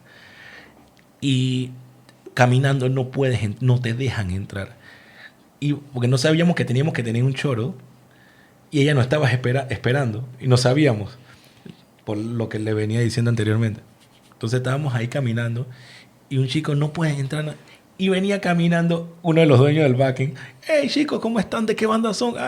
Miren, honestamente no pueden entrar porque a mí a veces ni a mí me dejan entrar por el sistema de seguridad. Pero llámese con el short. Y dije, cierto, el short. Muchas gracias. Y caminamos, echamos cuenta con el dueño del backing un ratito. Y ahí después se fue y nos... Entonces, con la muchacha, oigan, disculpen, se me había olvidado decirle, pero tenía no sé qué, vámonos. Camino al meet and greet, ella se quedó con nosotros. Ella nos dice, no, que mi marido es socio con uno de los jurados de Alemania del Metal Battle, que es catedrático y tienen una agencia de catedrático en Inglaterra en Music Business, pero él tiene una agencia de booking, más que todo relacionado al power metal, pero tiene una agencia de booking. Hablen con él con ellos para ver qué casualidad, cuando terminamos el meet and greet, nos deja en un área cerca del ¿cómo se llama? Artist Village. Había unas mesas y habían unos productos atrás, y el que estaba sentado era el señor Andreas, el socio del esposo. Qué casualidad, 2 horas hablando con Andreas, porque es una persona también que cuando empieza a hablar se emociona. Chicos, tienen que hacer esto, tienen que hacer lo otro, tienen que no sé qué. Y esa hoja de ruta es la que hemos estado haciendo. Okay. Eddie, te cuento, nosotros ya casi terminando acá, pero tengo dos bloquitos acá cortos. El primero es, quería saber de ti porque tú tienes una relación con la gente de Eclectic y que hace con que tú estés presente en todos los toques que llegaron a Panamá después que ellos empezaron a manejar. Y quería, si tú puedes decir, cuáles fueron tus top 3 de los conciertos que llegaron a Panamá y que fue como, wow, nunca imaginé que eso estuviera pasando aquí.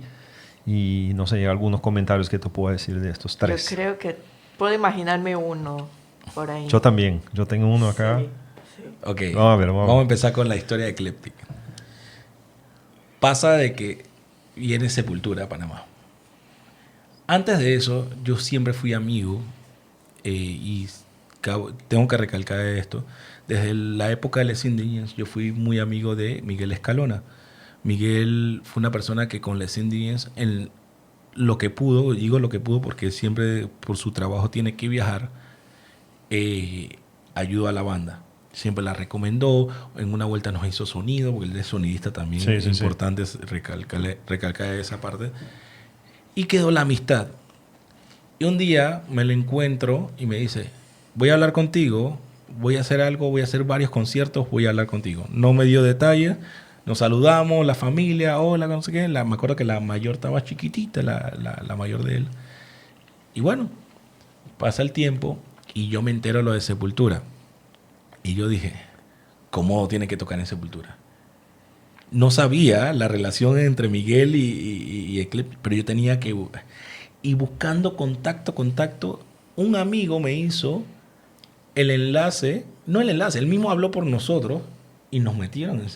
Pues yo no sabía que estaba Miguel, yo no sabía nada. Bueno, chicos, vamos a tocar, no sé, pero nada que nos anunciaba. Anunciaron a Ática y nada que nos anunciaba. Y de repente, como bien.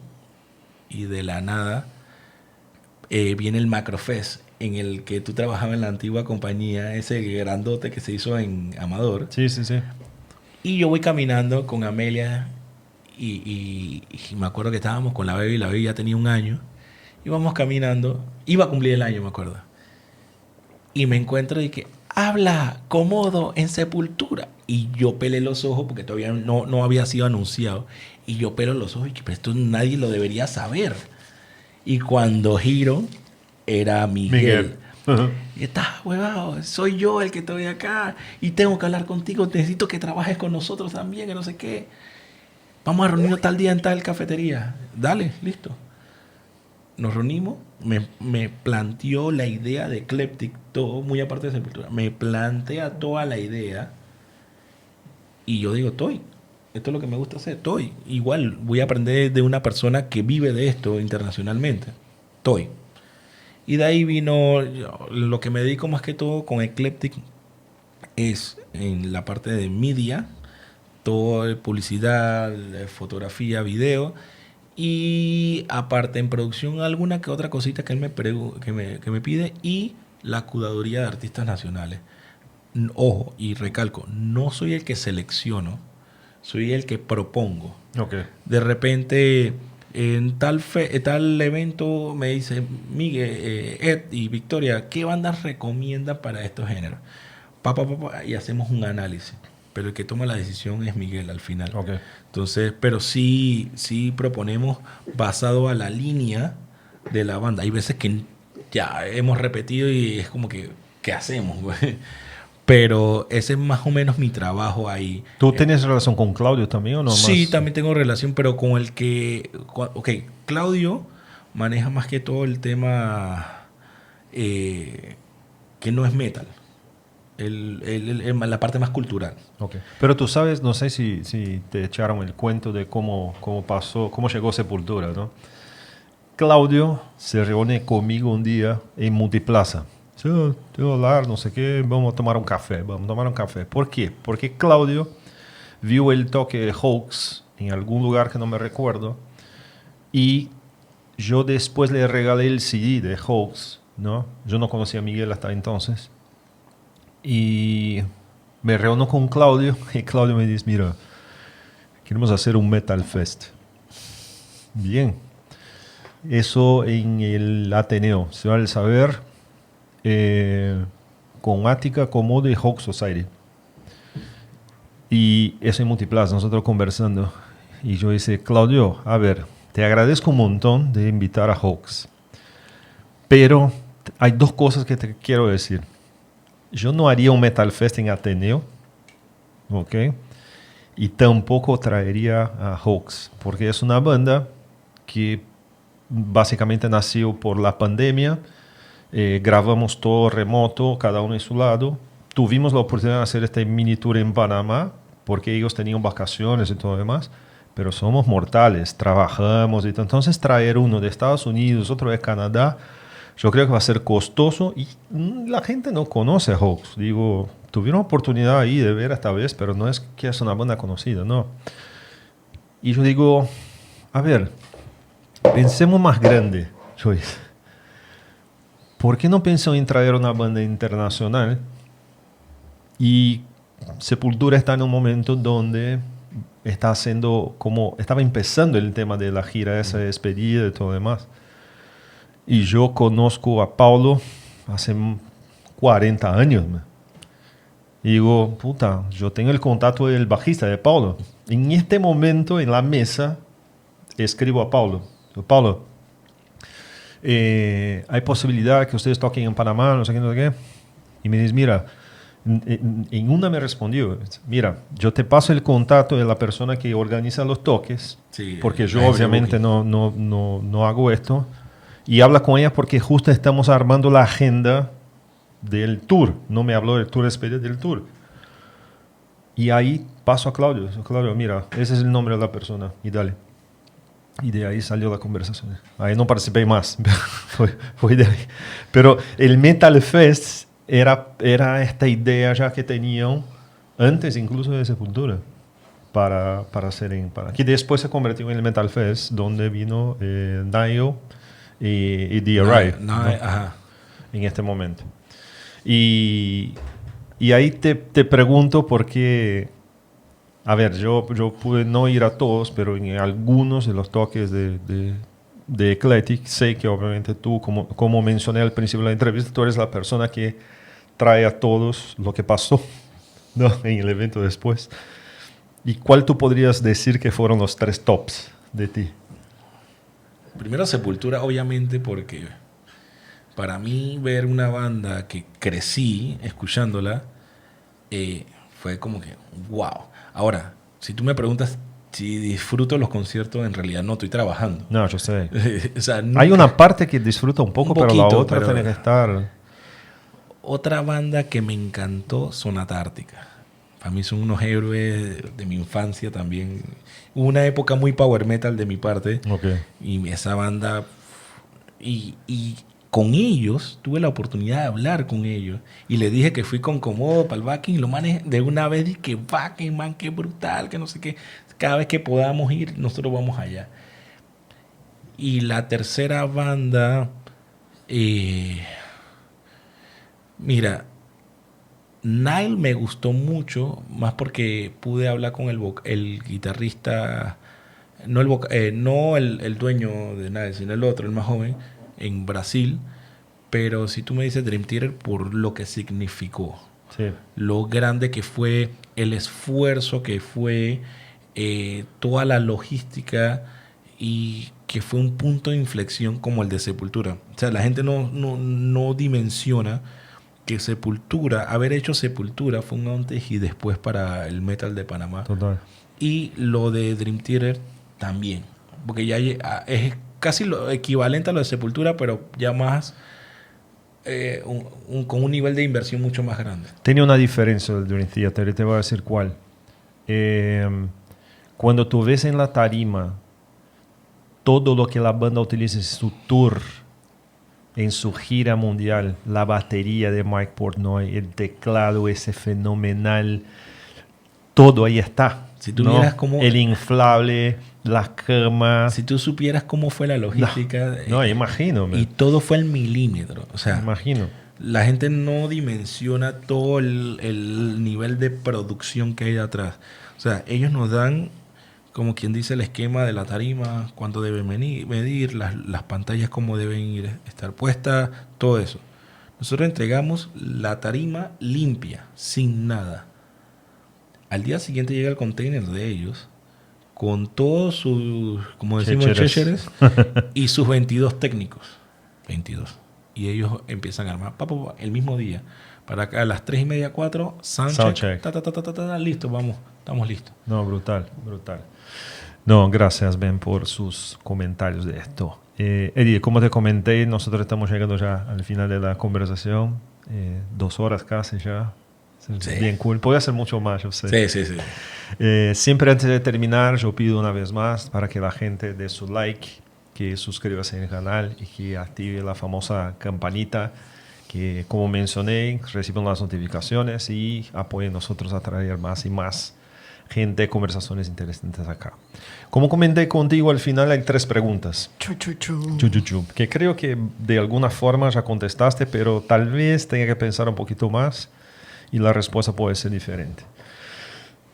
La primera es, ¿cuál fue el disco que escuchaste que cambió tu vida? Que fue como boom, puta que lo parió. Iron Maiden, Somewhere in Time. Mismo que Justo, también. Tú sabes que mucha gente acá en Panamá menciona de este disco, ¿no? Para mí es el disco que, si tú te pones a ver en el año que salió y lo que estaban sonando, que era más de ahora, más progresivo, o sea, es un disco bastante progresivo. Sí, total. Era como que un disco que estaba adelantado a su época. Y tú sabes que hay un tema cool. En el video documental de Maiden que se llama Behind the Iron Curtain, que es grabado creo que en Polonia, no sé, ahí por estos lados, hay un tipo que pregunta algo de sintetizadores y no sé qué, y Bruce Dickinson dice, no, nosotros nunca vamos a hacer eso, y nunca vamos a no sé qué, y nunca no sé qué, y boom. Come on, I like the heavy metal. Yeah. But I would like to play the heavy metal by synthesizers. You can't play heavy metal with synthesizers. Yeah, I want. Somewhere in Time en un momento y cambia, ¿no?, la perspectiva de Maiden. Y también, ¿qué otro disco? Utilizaron también el disco que es todo azul. El Seven Sun. Seven Sun, Sí, no, sí. Seven Sun también. Es que el Somewhere in Time es más. El Somewhere in Sí. Time es como un switch importante de salir de Power Slave y venir con algo como, puta madre, ¿qué hicieron, no? Discazo. Sí, cool. Esa es una pregunta. La segunda es, ¿cuál es el artista que para ti, o artista o persona que es como tu ídolo? Que tú miras y dices, puta madre, esa es mi referencia. Bueno, depende de la época. Me gustaba, para mí yo era súper fan y muchos amigos me jodían por eso, de Alexi Laiho, Children of Bodom. Ok. La manera de cómo proyectaba, cómo cantaba, cómo tocaba, el looks like de que, por más que el man, yo no soy alto, el tipo tampoco era nada alto y aún así se veía como que imponente. Imponente, sí. Entonces, Adrian Smith, otro que para mí era el que me sentía identificado cuando yo tocaba con las bandas, porque yo no era el que más componía. Pero cuando el man componía, Hacía algo. hacía algo y se iba del molde. Y así me gustaba hacer yo. Bien. Y tal vez... y en tema de fotografía y video, si nos vamos internacional, Tarantino. Soy true fan de Tarantino, de la Qué manera cool. de pensar. Y de aquí en Panamá puedo decir, mi tío, el que te dije que falleció, para mí fue una persona muy influyente, justo, una gran inspiración. Me ha enseñado Gerardo Pesante, para mí es como otro hermano mayor. Puedo hablar de muchas personas. Hay otro que me enseñó a usar After Effects como se debe. Y él me dice, yo no soy tu jefe, yo soy tu amigo y trátame como amigo. Hazel Bertosini.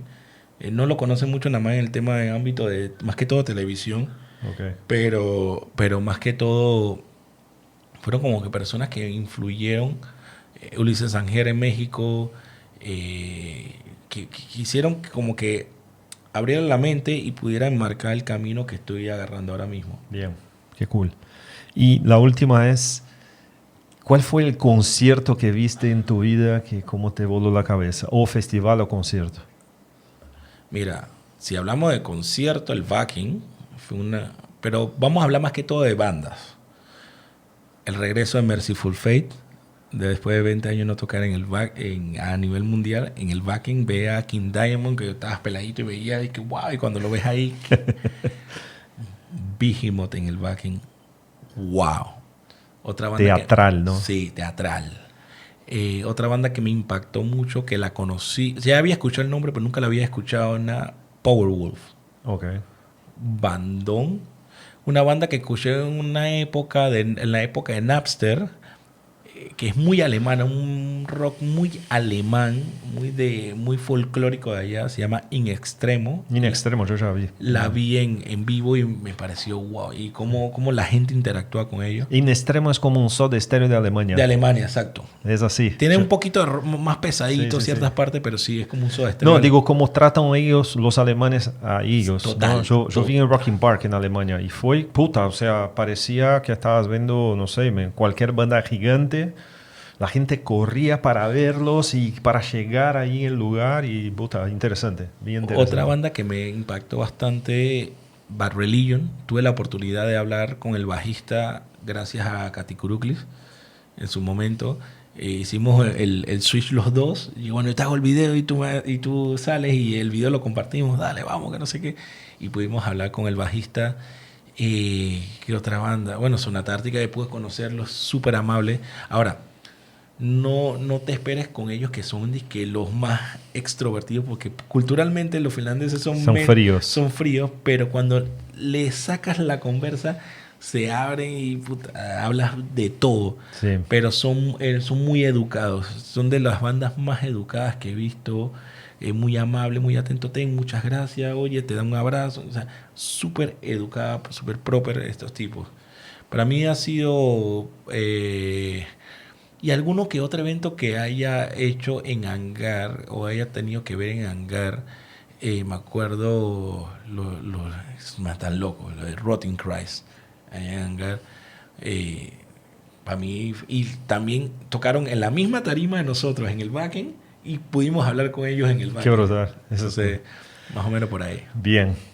Bueno, Eddie, otra vez, mil gracias por venir, tomar tu tiempo. Fue inusual hoy por la mañana. Perfecto. Por el tema del mundial. Desayunamos acá juntos. Buen café. Gracias. Gracias por compartir las historias. Siempre agradezco a los invitados. Agradezco a Beatriz, que está en el backstage, siempre me apoyando con los switches, las cámaras. Después es responsable ¿Te puedo por decir algo? toda la edición y todo lo demás. Lo único que te pido es que no paren. ¿Sabes? Muchísimas gracias. Porque el éxito a veces, aparte del esfuerzo y sacrificio, es la constancia. Sí, total. Y hablando de eso, si la gente quiere conocer, ¿cuál es tus redes? Vamos a decirlo así. @Labs Media Studios. Ya. Instagram, TikTok, Facebook. Perfecto, súper. Y nada, es eso, Eddie. Así que gracias una vez más. A ti. Éxitos en tu negocio, en tus proyectos también. Saludos a la familia, que tiene una familia muy linda ahí. Gracias. Y no, gracias a todos que nos ven, que nos acompañan. Y hasta la próxima entrevista que viene pronto. Y la próxima temporada que viene pronto y viene brutal, ¿no? Muy cool, muy cool. Así que muchísimas gracias. Saludos. Chao.